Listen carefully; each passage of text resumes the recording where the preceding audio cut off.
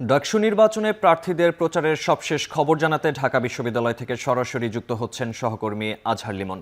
লিমন, প্রচারণায় কতটা জমজমাট ঢাকা বিশ্ববিদ্যালয় ক্যাম্পাস, আর ভোট পেতে কি প্রতিশ্রুতি দিচ্ছেন প্রার্থীরা?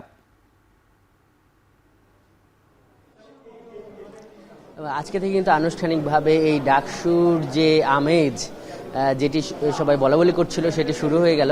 আমরা দেখলাম যে বিকাল 4টার দিকে এই ভিসি চত্বর থেকে জাতীয়তাবাদী ছাত্র দল তাদের প্রার্থীরা ঐক্যবদ্ধভাবে তাদের প্যানেলে সবাই প্রায় ছিলেন, তারা প্রচার প্রচারণা শুরু করেছে। সকাল থেকে এইভাবে এককভাবে দলীয়ভাবে শিবির সমর্থিত যে ঐক্যবদ্ধ শিক্ষার্থী জোটের প্রার্থীরা তারা প্রচার প্রচারণা করেছেন এবং অন্যান্য যে প্যানেলগুলো রয়েছে তারাও সমানভাবে ক্যাম্পাসে দাপিয়ে বেড়াচ্ছেন, কারণ আজকে থেকে কিন্তু আনুষ্ঠানিক প্রচার প্রচারণা শুরু হয়ে গেল। শিক্ষার্থীদের মধ্যেও অন্যরকম একটা অনুভূতি।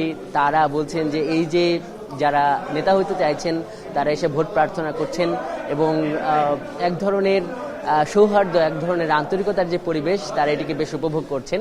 এবং আজকে থেকে মোটামুটি 15 দিন অর্থাৎ 7 সেপ্টেম্বর পর্যন্ত কিন্তু এই প্রচার প্রচারণা চলবে। এর 2 দিন পরে 9 সেপ্টেম্বর কিন্তু কাঙ্ক্ষিত যে ঢাকা বিশ্ববিদ্যালয় কেন্দ্রীয় এবং হল সংসদের নির্বাচন অনুষ্ঠিত হবে। প্রচার প্রচারণা যেহেতু চলছে, কিছু ছোটোখাটো অভিযোগের ব্যাপারগুলো আমরা দেখছি। বিশেষ করে চারুকলা ইনস্টিটিউটে ঐক্যবদ্ধ শিক্ষার্থী জোট অর্থাৎ শিবির সমর্থিত যে জোট তাদের কিছু নির্বাচনী উপকরণ কিংবা কারা ভেঙে ফেলেছে এই নিয়ে তারা কিন্তু অভিযোগ দিয়েছে। এই ব্যাপারে এই যে এখানে কিছুক্ষণ আগে রিটার্নিং কর্মকর্তার কার্যালয় থেকে এই চিফ রিটার্নিং কর্মকর্তা এবং অন্যান্য রিটার্নিং কর্মকর্তারা একসঙ্গে সংবাদ সম্মেলন করেছেন।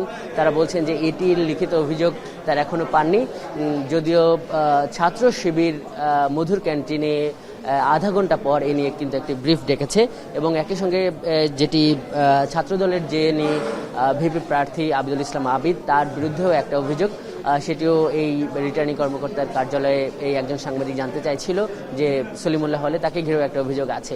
তো এই ব্যাপারগুলো একদিকে চলছে, সেগুলো সুরাহা করার জন্য এই রিটার্নিং কর্মকর্তার কার্যালয় থেকে বলা হয়েছে যে তারা চায় যে এই ডাকসু একটা উদাহরণ হোক।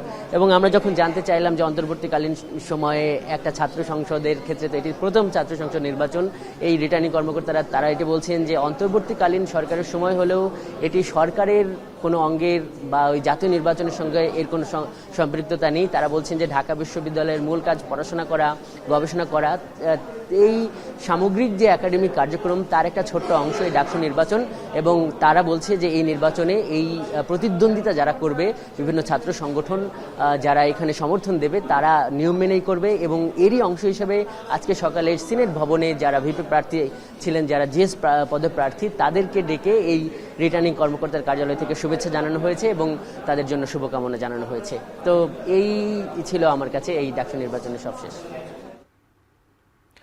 ঢাকা বিশ্ববিদ্যালয় থেকে যুক্ত ছিলেন আজহার লিমন।